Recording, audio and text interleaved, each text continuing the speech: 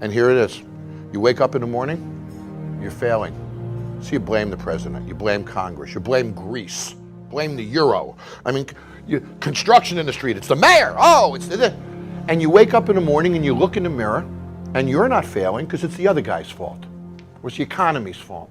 But if you looked in the mirror and said, I'm failing because of me, you wouldn't like it, and you change that.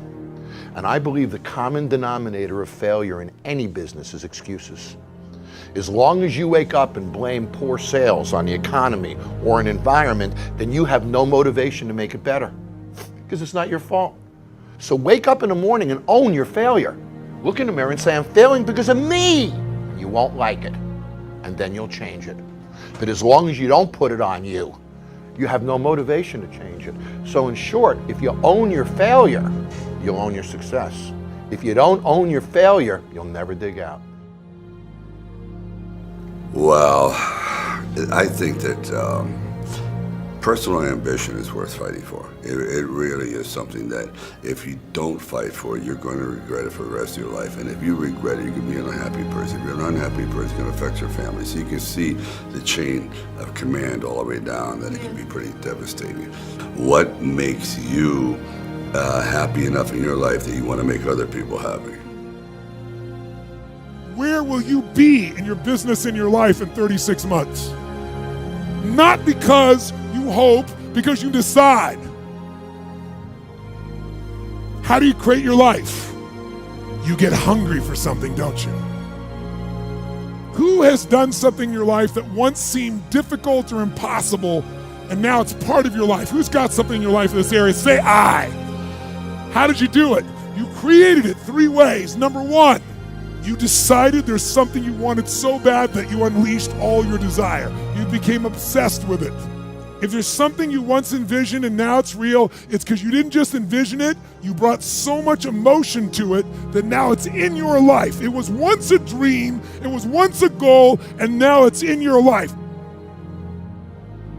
I always say first you got to be a self-motivator, because there are a lot of naysayers out there. There are a lot of people that are going to tell you that you can't do it, or it's impossible, or it's not the right time, or you're too young, or you're not the right fit. So you got to wake up every morning and look in the mirror and encourage yourself. Because if you can be your own number 1 fan, then that's where it begins. And after you get your self-motivation down, then it's about the self-generation. You got to be a self-generator. And that's not waiting for anybody. You got to get out there and do it yourself. If you get out there and do it yourself, people are going to acknowledge that they're going to acknowledge your effort.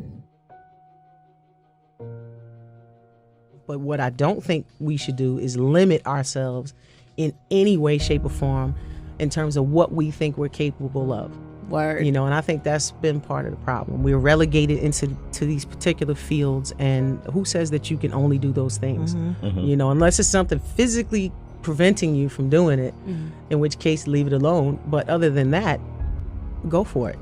Go for it. But just be prepared for what, you are going to deal with those, things. And when you find people that you can connect to who will support you, whether they're male or female, those are the people you need to keep in your life. One of the big problems is sitting down and doing the work.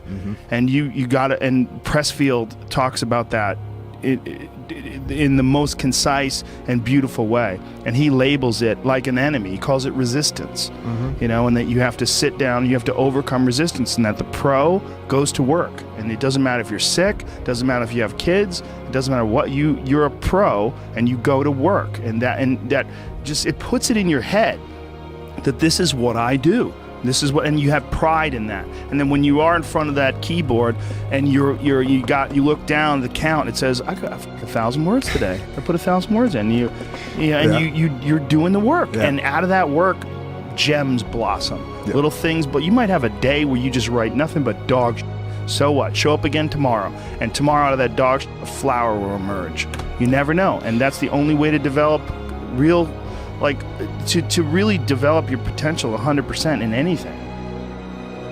When you've had those productive days, remember the day when you were so productive, you literally worked through lunch and dinner, and you looked up at 7 o'clock, you should have been home an hour ago, and you're like, dude, I hadn't had lunch or dinner. You know why? Because that day you were active, productive, hitting it, slamming, creative, and completely committed. Look, that's where you need to be today.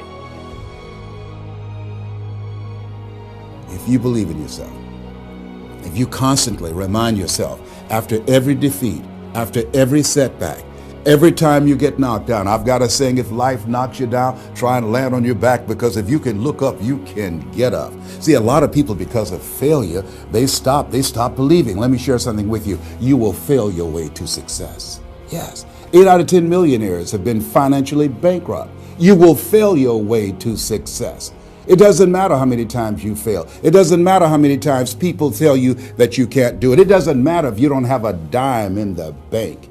You will fail your way to success. What's very important is you're believing in yourself. You're constantly saying, somehow, some way, I'm going to make it. I remember a lady out of Detroit, Michigan. They call her Martha Jean the Queen. And she had a motivational message she gave all the time on the radio. And the question she would ask was, do you really want to win?